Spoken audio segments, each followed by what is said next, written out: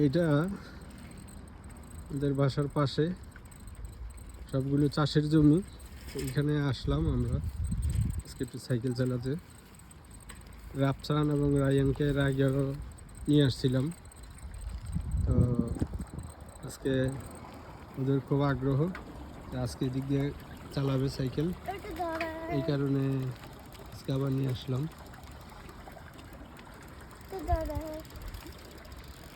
তো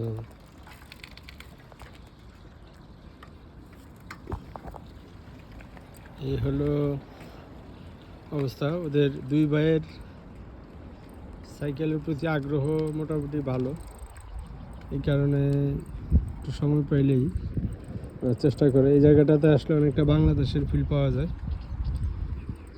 দুই পাশে ক্ষেত, ধান ক্ষেত, নতুন ধান লাগানো হয়েছে।